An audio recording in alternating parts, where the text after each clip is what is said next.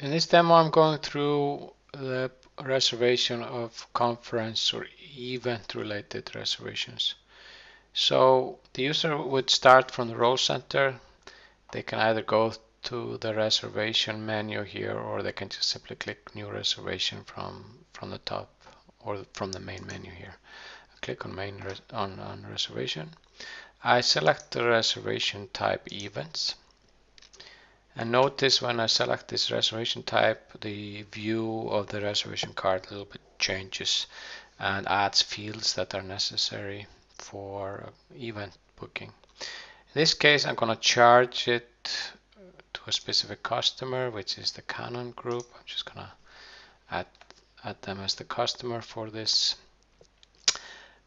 reservation, and notice that their name is added automatically to the description, and this is their annual pizza party.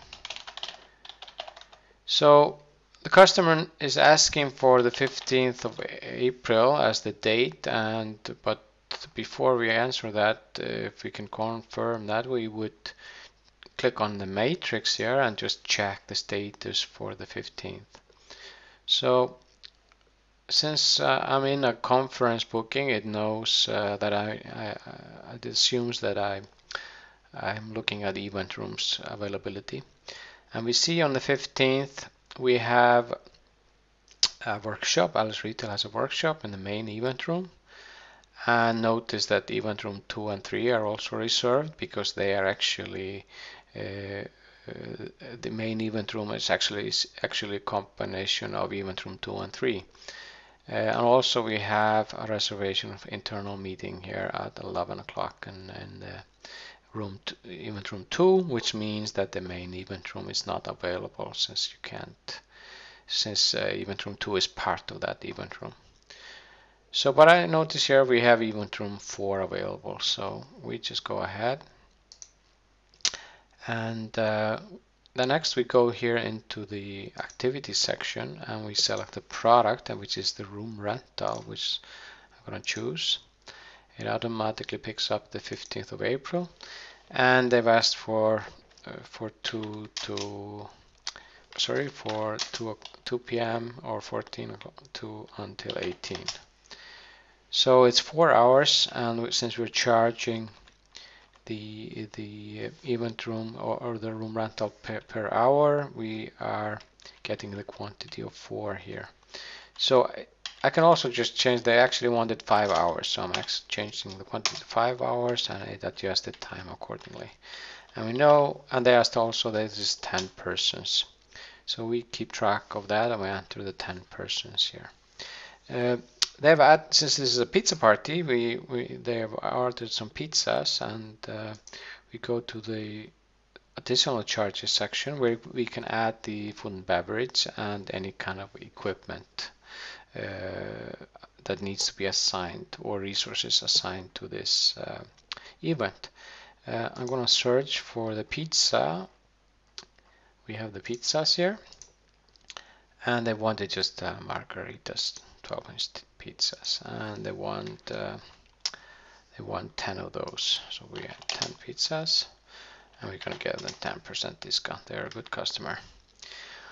So we have now a reservation, but which we haven't confirmed yet. So we don't have any resources reserved yet, and we just have the total amount here. At this point, I just want to send them a quote, send the customer a quote. So I can just go to the top menu. We see here quote. We just click on quote. Ask if we want to create a quote. We say yes. And at this point, it just creates a standard NAV quote, which we could email or print out and send to the customer. We can see the cost prices and all the standard features from the NAV part of the solution. So this is fine. I just hit OK and sent it to the client, and the client confirmed, and we go ahead with this reservation. At this point, I can can reserve the resources, and actually I can do that at any point in this process, but I'm just gonna click on the resources section. We can see for this timing we only have event room 4 available, so I'm gonna assign the resource event room 4, and we've assigned it for this event. So if we now check on the matrix, we should see our event room 4 reserved for Canon Group, the annual pizza party. So at this stage, I could either afterwards finalize through the point of sale, and also then basically prepare the pizza order and go through the POS or the kitchen process. I'm just gonna, in this case, just gonna invoice this through standard nav. So I just hit invoice. Want to create invoice? Yes. And we got the standard nav invoice, and we just gonna post this and finalize.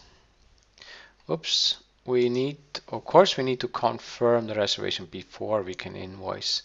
So I'm gonna confirm the invoice, the reservation, sorry. And with the confirmed reservation, I can actually finalize the invoice. So I hit post, finalize the invoice.